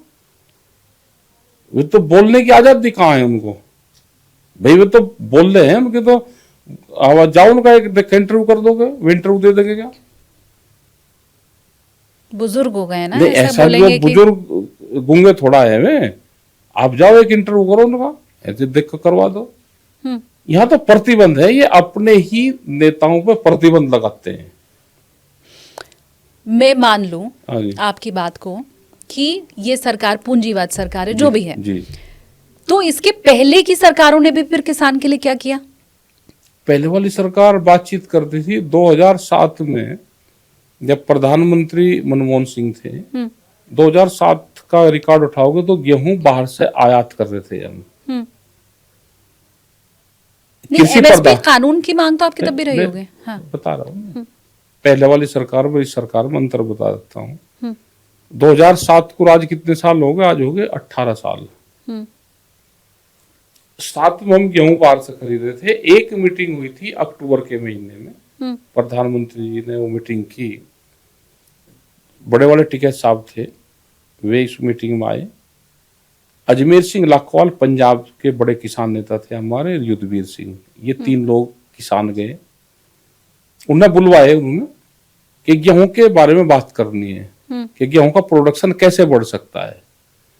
70 मिनट की मुलाकात हुई और 70 मिनट की मुलाकात में जो पॉलिसी बना के उनको दी, उन्होंने उसको लागू कर दिया।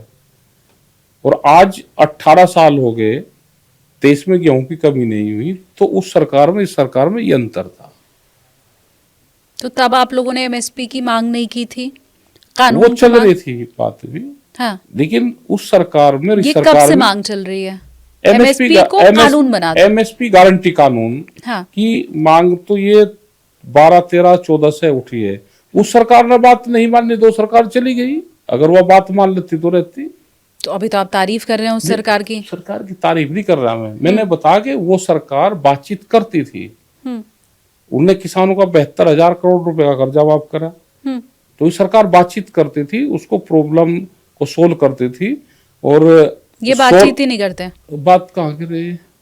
आप बताओ, किसी किसानों से बात करिए तो हमको बताओ।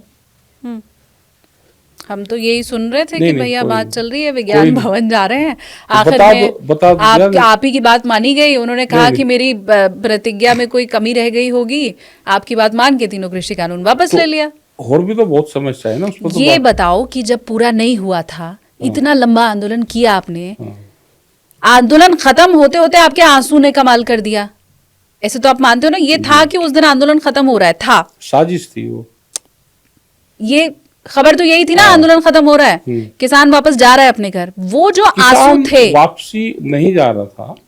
जो 25 लाख आदमी आया था, जो 4 लाख से ज्यादा ट्रैक्टर आए थे, तो वे वापसी जा रहे थे। ना, ऐसे मानोगे मुझे आप, नहीं- आपके आंसू ने कमाल किया नहीं, था। बिल्कुल ठीक है, जो साजिश रची गई थी। हाँ तो होता है ना कि साजिश रच रहे थे ये लोग, हाँ तो साजिश ही तो थी कि भाई लाल किले पर चले गए, वो चले गए, वहां चले गए, ये चले गए। उसको तो कोई अब इसमें क्या साजिश थी, लाल किले पे चले गए? साजिश ही तो थी ना। अगर भाई भाई लाल किला भी, उस पे लाल किले पे तो लोग जाते हैं। वो तो इसमें वो साजिश क्या थी? दिखाने का उसका कि ये कर दिया, लाल किले पर जा लिए लोग, वो कर दिया, एक निगेटिव थॉट पैदा करना। अब ऐसे नहीं करो, अब तो अपनी इतनी बात तो माननी पड़ेगी ना। किसान खुद नहीं गए थे किसान, हम लोग आपके जो साथी थे। अब उसमें कैसी साजिश? उनको कोई डंडा मार के थोड़ी वहां भेजा गया था। तो चले गए तो क्या हो गया वहां पर? अगर वे चले भी गए तो क्या हो गया? नहीं, फिर ये दिखाना क्या कि हुआ भाई- अलग बात है ना। आप ये मत बोलो ना कि साजिश नहीं, नहीं, थी। साजिश थी ना। जब कोई इसकी पूरी उसमें थॉट में उसमें जाएगा कि हुआ क्या क्या था, तो जब बताएंगे। कोई ऐसी एजेंसी है देश में कि जिसके पूरी सच्चाई सामने जा दे? ना तो कोई प्रेस है, ना कोई कुछ है।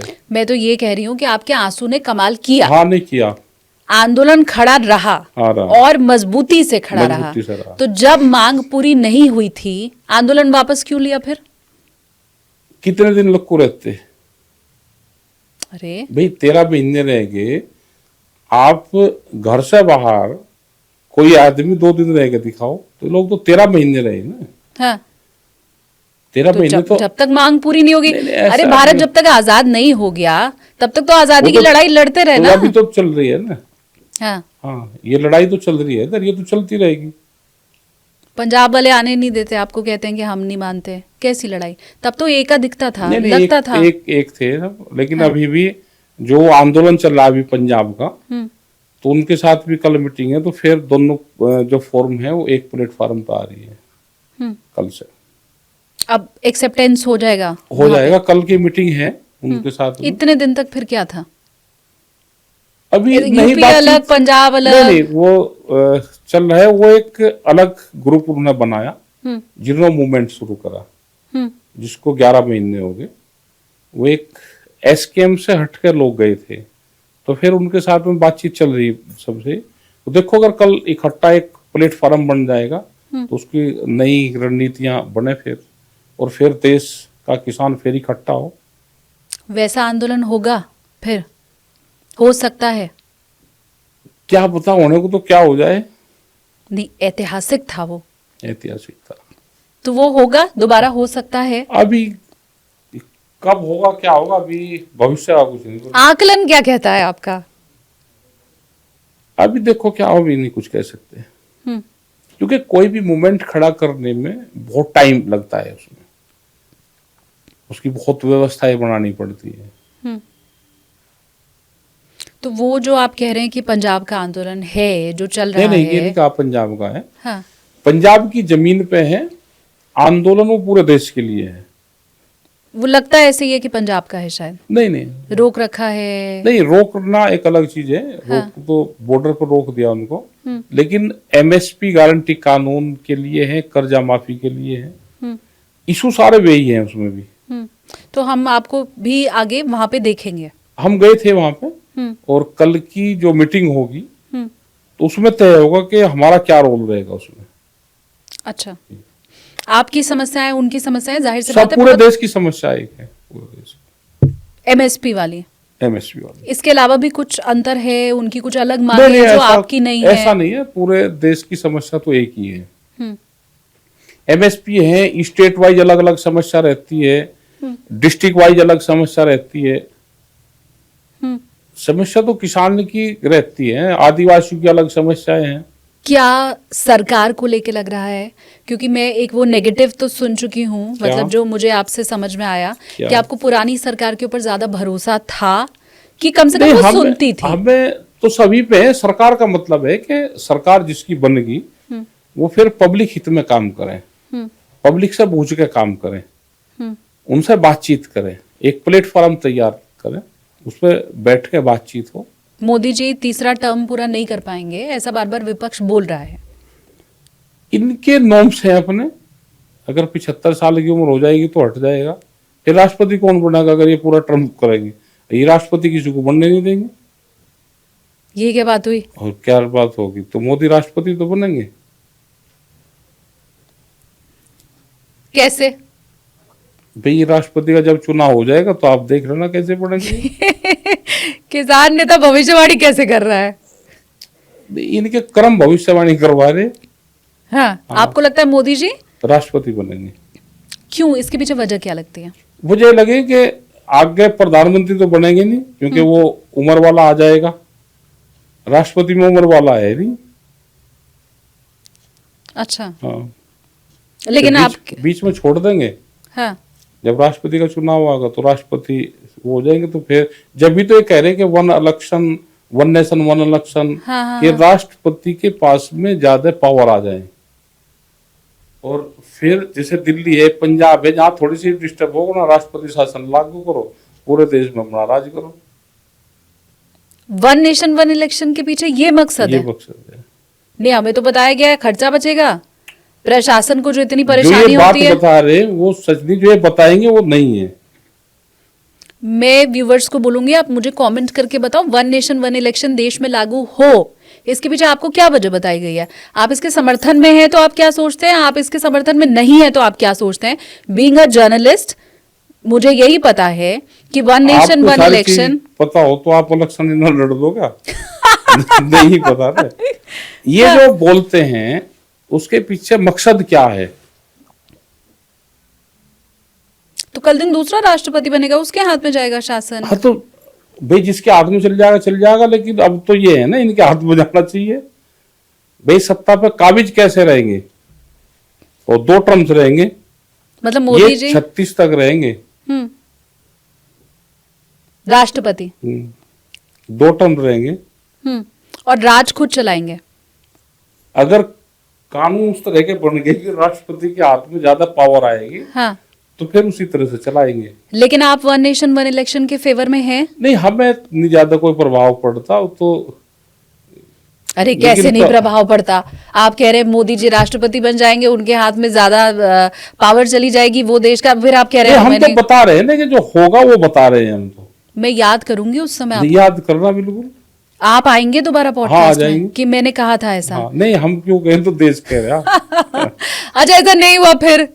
अच्छा, नहीं हो सकता, लेकिन अभी तो यही है कि ये होगा। अच्छा, आप मतलब मैं मान लूं कि उस तरफ कदम सरकार बढ़ा चुकी है। वो बताएंगे नहीं किसी को, लेकिन वो स्क्रिप्ट लिख लेते हैं पहले ही कि क्या होगा। हाथी के दांत खाने के इनको और फायदा क्या होगा? हाँ। कि जैसे बहुत लोग कह रहे हैं जी मोदी के खिलाफ है, मोदी के खिलाफ है, तो एक तो उससे हट जाएगा कि भाई देखो हमने तो बीच में हटा दिया और किसी और को बना दिया, तो अब इसके साथ में काम कर लो, वो खराब था हमने हटा दिया, तो सरकार वही रहेगी, पॉलिसी वही रहेगी। बुराई आदमी पे दे दी, हटा दिया, राष्ट्रपति बना गया, और सरकार वही है, पॉलिसी उन्हीं की चलेगी। अब देश का बेवकूफ फिर ये 5-7 साल तक बनाएंगे। अच्छा, ये है। और हम मान तो रहे हैं कि भैया पैसा बचेगा। हाँ, तो इतना टेंशन जो इलेक्शन कमीशन को होती है, और जगह जगह इतना पुलिस बिठाओ तो वोट सबके लो, फिर ईवीएम गाली खाए, तो सबसे बचाव हो जाएगा। ऐसे है ना, अगर इन्हें करना तो ईवीएम से चुनाव करवा तो पता चल जाएगा। देश में कोई चुनाव नहीं हो रहा, कोई चुनाव है देश में? सब विपक्ष की भाषा नहीं, ऐसा नहीं, विपक्ष की नहीं भाषा। हाँ। हम तो उत्तर प्रदेश में देखा है ना, हमने जिला पंचायत का चुनाव देखा, प्रमुख का देखा। भाई जो बीजेपी में शामिल हो गया उसका पर्चा बचा, अगर 16 पर्चे हैं तो और के कैंसिल हो गए, उसका बचा, बगैर इलेक्शन के जीत गया। आप प्रमुख कैसे बने? जिला पंचायत के लोग कैसे बने? आप जाओ करो सर्वे। तो ये कोई इलेक्शन है अब देश में? और ईवीएम? ईवीएम भी पूरा डिस्टर्ब तो ईवीएम ही है। ये अपने लोगों को भी हराते हैं। ये नहीं कि ये विपक्ष वालों को भी हरावे, ये अपने को भी हराते हैं। जो नेता बनने की कोशिश करेगा हाँ। और ये सोचेगा मैं मुख्यमंत्री बनती बनूंगा, उसे पता कि डिस्टर्ब करेगा, बाद में नेता बनेगा तो इसको हराओ। अपने लोग को भी हरावे। इनके यहाँ कोई नेता नहीं बन सकता। यूपी में इलेक्शन होने वाला है, इलेक्शन कहीं का और होगा। आप बोल रहे हो कि जो नेता बनेगा उसको ये हरवा देते हरवा हैं। देते। तो अब तो यही लोग सोच रहे हैं कि मोदी जी की कुर्सी पर योगी जी बैठेंगे। योगी जी बनेंगे होम मिनिस्टर। अरे योगी का नंबर नहीं आएगा अभी। योगी जी होम मिनिस्टर बनेंगे। कौन फिर प्रधानमंत्री कौन बनेगा? चलो फिर रहस्य उद्घाटन उनका करो। क्या पता कौन बनेंगे। जिसको जो बनेगा उसका नाम नहीं बताना चाहिए, वो तो छुपे हुए हैं अभी जो आगे दिखेंगे। अच्छा, सारा प्रेडिक्शन कर दिया, योगी जी होम मिनिस्टर बनेंगे, वो राष्ट्रपति बनेंगे। इनसे पूरे देश में डंडा चलवाएंगे ये। अच्छा, पूरे देश में जो माहौल यहाँ पे दिखा रहे, ऐसे ही पूरे देश में इनसे डंडा चलवाएंगे, जेसीबी चलवाएंगे, ये करवाएंगे। एक माहौल उस तरह का क्रिएट करेंगे। तो इस तरह के इनको लोग चाहिए। ये मैं आपको थोड़ा समय दे रही हूँ, मतलब आप 1 मिनट ले लो, आपका मन है तो आप तुरंत मुझे बता दीजिए, मेरे को कोई दिक्कत नहीं है, पर आप ले लीजिए समय, क्योंकि मोदी जी का टर्म थोड़ा लंबा हो गया है ना। अब 10 साल पहले का 1 साल इसको भी जोड़ ही लेते हैं। ये 11 साल में कोई एक काम, एक जो आपको अच्छा लगा हो सरकार का, सोच लीजिए। नहीं सरकार तुरंत नहीं बता दो। नहीं हम सरकार कोई काम नहीं कर रही। हो सकता है अपनी पार्टी के लिए, उसके लिए कोई कर रहे हो। एक काम 11 साल में नहीं, क्या करा? देखो हम तो बात करते हैं मेरे को नहीं पता, किसान मुझे की, तो राकेश टिकैत एजुकेशन क्या की, सोचते हैं। एजुकेशन की, हेल्थ की, इसकी बात करते हैं। जो ये दिखाते हैं वो है नहीं। क्राइम पर लगा सकते हैं, क्राइम पे थोड़ा काम हुआ है, उसको आप लगा सकते हैं। थोड़ा हुआ है क्राइम पे। उसको भी नंबर पूरा नहीं दे रहे आप। ये नंबर क्या, मैं और थोड़ा टाइम दूं, आधा मिनट सोच लें। मतलब क्राइम को थोड़ा सा अगर मान लें हाँ। तो उस पर थोड़ा सा कंट्रोल है। योगी जी उनका काम वही तो है ना। नहीं, कुछ उनका अलग काम जो अच्छा उन्होंने करा हो। वे भी दबाव में क्या करेंगे वे, उनके अगर हाथ में हो। हमने ये कहा है कि स्टेट को फुल फ्लैश अगर पावर दे दे, स्टेट को अपने स्टेट में काम करने का अधिकार दे दे, तो मुख्यमंत्री बहुत काम कर सकते हैं। सब मुख्यमंत्री कोई खराब नहीं होता कोई भी, अगर उसको फुल फ्लैश पावर दे दे, ऊपर से ना चलता हो। यहां तो दिल्ली से चलता है सब। यूपी भी दिल्ली से चलता है, सब दिल्ली से चलता है, हरियाणा दिल्ली से चलता सब दिल्ली से चलता है, है। एमपी दिल्ली से चलता है। और कहां से चलता है? योगी जी तो अलग टशन में रहते हैं ऐसा। बिल्कुल टसल में रहे। अगर फुल फ्लैश उनको दे दे तो बहुत काम हो सकते हैं। अच्छा, वो हो नहीं रहा है इस देश में। वो नहीं, कौन सा नेता है जो करेगा? नहीं नेता नहीं करता ना। नेता की थोड़ा होती है। किसानों उनकी- की कौन सुनेगा? जनता का भला कौन करेगा? कौन सी देखो पार्टी अभी करेगी? अभी नहीं सुनना कोई कि कौन सुनेगा, कौन सी वो आएगी। जब तक पूंजीवाद हावी रहेगा, अगर कोई पार्टी आएगी तो काम कर सकती है। ये पार्टी तो नहीं, पार्टी तो अगर ये भी आ जाए, अगर पूंजीवाद इनके ऊपर हावी ना हो, ये भी आ जाए तो ये भी कर देंगे काम, तो ठीक। गोलमोल जवाब नहीं आप- नहीं गोल बोल नहीं। मेरे को इतना लंबा आपका अनुभव है, ये बताइए कोई एक सीएम पूरे देश का, किसी पार्टी का, अगर किसी को भी आप फुल फ्लैश पावर दे दोगे तो करेगा। हम भविष्य छोड़ देते हैं, वर्तमान छोड़ देते हैं, शुरू से लेकर आज तक ऐसा कोई सीएम, ऐसा कोई नेता, तो आपके इतने लंबे देखो अनुभव में रहा आंदोलन होगा। मूवमेंट होते रहेंगे, हाँ, वो आवाज उठती रहेगी, और किसी को ये लगेगा कि ये बिल्कुल ठीक है तो काम करते रहते हैं। उनको अपना इंटरेस्ट उसमें है कि मुझे इससे लाभ होगा। पॉलिटिकल आदमी दो चीज से डरता है। आप उसको जितवाने की ताकत रखते हो तो भी आपका वो काम करेगा, आप उसको हरवाने की रखते हो तो भी आपका काम करेगा। अगर आप उसको हरवा दोगे, उसको पता कि अगर मैंने काम नहीं करा तो मुझे हरवा देंगे, तो भी आपको काम करेगा, डर में काम करेगा। या तो आदमी खुशी में काम करता है या डर में काम करता है। आप कैसे काम करते हो? हमारा तो मूवमेंट है अभी, हाँ। उसी से। अभी यहाँ पे कोई ये कह लगे जी मैं इसको हरवा दूंगा और मैं इसको जितवा दूंगा, उसमें है नहीं। उसमें तो इनका गणित अपना सेट है सब। नहीं, डर में, मोहब्बत में कैसे? मोहब्बत राकेश टिकैत से कैसे? हमारे से मोहब्बत किसकी? हाँ। हम तो ये है कि मूवमेंट के लोग हैं, अपनी बात कहते रहते हैं, आवाज उठाते रहते हैं, प्रेस के माध्यम से आती रहती है, कुछ उनको ये लगता है कि भाई ये गलत हो रहा तो थोड़ा बहुत कर दिया, नहीं तो नहीं कर रहे। जो पार्टी देश में एक देश की राजधानी को किसानों ने 13 महीने तक घेरू रखा, उस पर कोई फर्क नहीं पड़ा। आप ये सोच रहे कि कोई पार्टी है ये डर कर उसका काम कर देगी, ये तो पूंजीवाद है, इन पर कोई फर्क नहीं पड़ता। मैं कभी आपको ये बोलते क्यों नहीं सुनती हूँ कि वो नेता या वो पार्टी या वो सरकार जिसने किसानों की बात मान के कृषि कानून वापस ले लिए, हाँ। मुझे लगता है वो देश के लिए भी बहुत बड़ा दिन था। आप माने या ना माने, लोगों ने ये कहा कि ये किसानों की जीत है, किसानों ने जो कहा सरकार ने वो माना। आप हमेशा इस कंप्लेनिंग मोड में क्यों रहते हैं कि सरकार ने 13 महीने किसानों को नहीं सुना?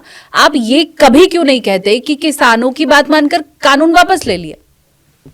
मान के कहा लिया, डर में लिए, अच्छा, अपना फजीता ना हो तो उससे लिए, कोई समझौते से लिए। तो आगे भी फजीता करते रहते। अब मैं तो तो कह फजीता रही तो हूँ हो ही बार-बार। रहा, और कहा हमारा कोई इनसे कोई हमारी रिश्तेदारी है इनसे? हमारा किसी से कोई संबंध नहीं है, हम अपनी बात कहते रहेंगे।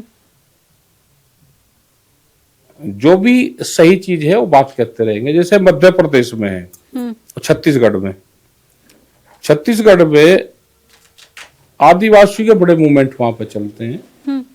वहां पे आदिवासी मुख्यमंत्री बनाया, और ठीक 15-20 दिन, 1 महीने बाद में हसदेव के बहुत बड़े जंगल काटने शुरू कर दिए, और लाखों पेड़ काट दिए। उससे पर्यावरण का भी नुकसान होगा। और वो पेड़, वो जंगल हमारे ओरिजिनल जंगल थे जो 500 साल पुराने थे, वे सब काट दिए। मुख्यमंत्री आदिवासी, और सबसे ज्यादा अगर पेड़ की कोई रक्षा करता है तो आदिवासी करता है। आदिवासी कोई मंदिर मस्जिद कोई उसकी पूजा नहीं करता, वो हरिदेव की पूजा करता है। हरिदेव है पेड़, जंगलों, उनकी जंगल की पूजा करता है। वही जंगल काटते, मुख्यमंत्री आदिवासी, बोल लेंगे है नहीं तो काट दिए। हाँ, सब इनके काबू में है।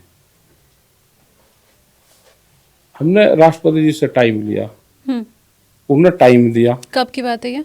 जब वो शपथ लेने से पहले वहां से मैसेज आ किसी के कि आप मिल सकते हो, तो उन्होंने टाइम दे दिया।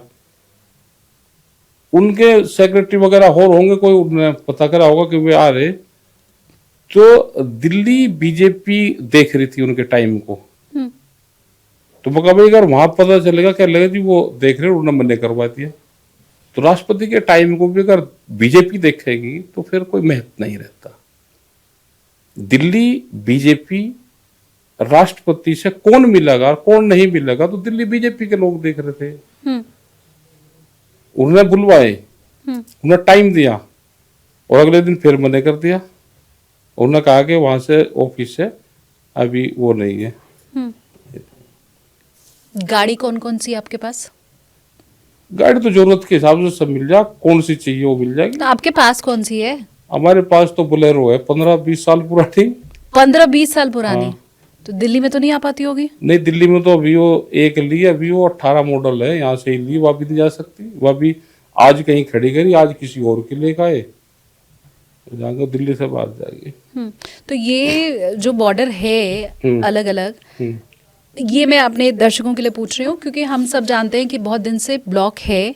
कहाँ पे ब्लॉक है? पंजाब? नहीं, ये भी गलत है कि दिल्ली अब बंद है।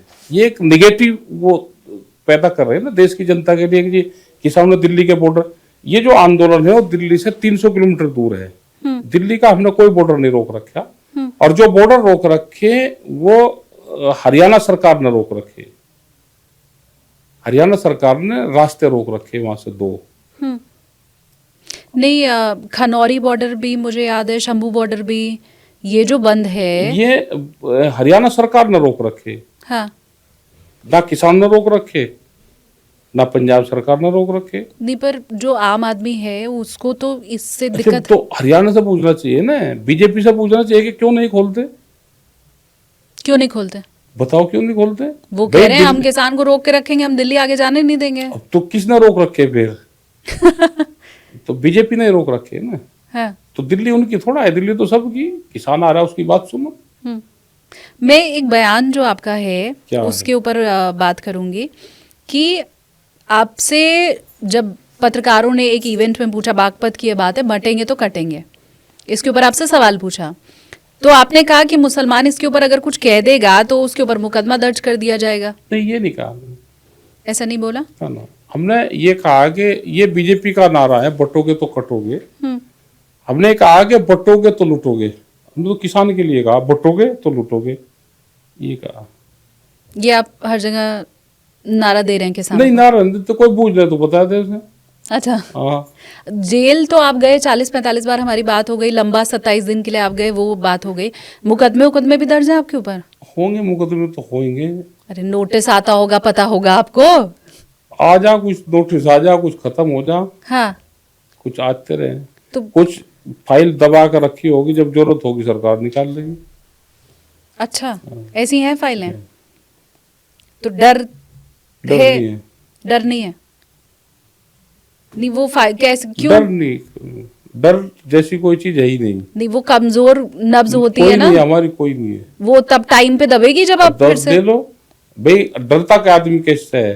अपनी प्रॉपर्टी से, हम्म, अपने घर परिवार से, हम्म, अपने जेल जाने से या किसी उससे। हम्म। हमें किसी चीज का नहीं।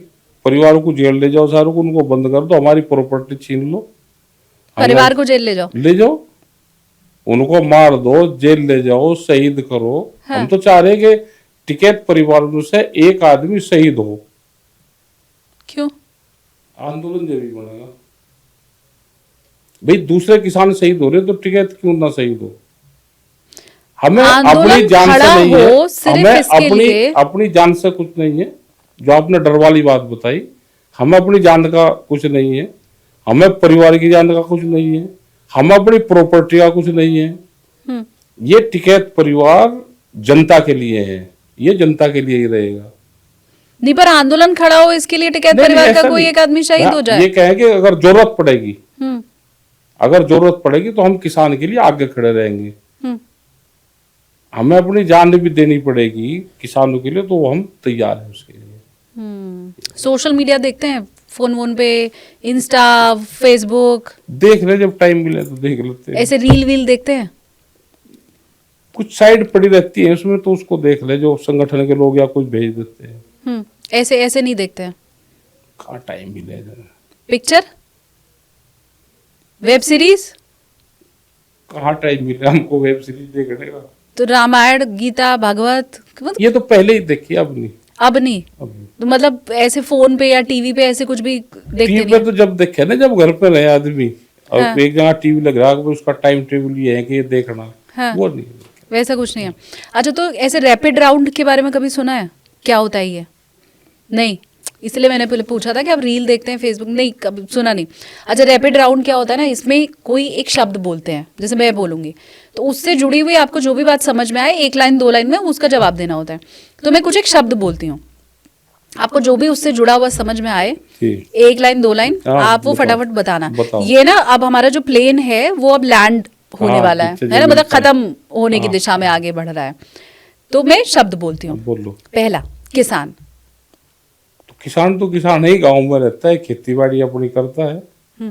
और आम लोगों में ये है कि आंदोलन करे, रास्ते जाम करता है, जो उसके बारे में लोग सोचते हैं, तो वो ये सोचते हैं। अडानी, अंबानी, ये देश के बड़े उद्योगपति हैं। जैसे यूएसए में करीब 56 लोग हैं, ऐसे ही देश में ये हैं। और ये छोटे जो हमारी इंडस्ट्रीज है, इनको भी खत्म करेंगे। छोटी इंडस्ट्रीज को भी खत्म करने वाला। अखिलेश यादव, वो मुलायम सिंह यादव का बेटा है, आंदोलन में पीछे है। सत्ता बगैर आंदोलन के सत्ता चाहता है, नहीं मिलेगी। नहीं मिलेगी? नहीं मिलेगी? नहीं मिलेगी, इलेक्शन के नतीजे तो बता रहे हैं। नहीं मिले। इलेक्शन के नतीजे बता रहे हैं। मैं बता दिया आपने, एक में कहा, तीन बार क्यों क्वेश्चन को बोलते हैं? मोदी जी कंपनियों के लिए काम करते हैं। ये नहीं कि इनके हाथ में भी कुछ है, इनके पीछे भी दूसरा एक बड़ी पावर रहती है जो इनको चलाती है पूरे सिस्टम को।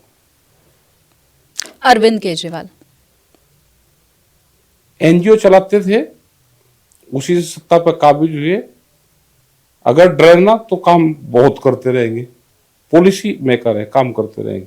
अगर फुल फ्लैश पावर दी जाए तो बहुत काम कर सकते हैं। आखिरी नाम अमित शाह।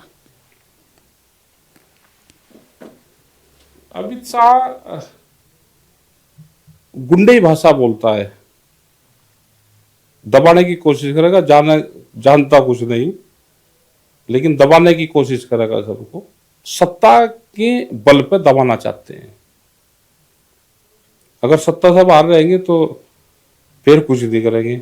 इतनी ताकत तो इनमें सत्ताओं के साथ हम आ जाती है कि सत्ता है तो हम उसके बल पर दबाना चाहते हैं सबको। हालांकि मैंने वो आखिरी नाम कह दिया था, पर अब मुझे लग रहा है थोड़ा ऑपोजिशन मुझे लग रहा है रह गया।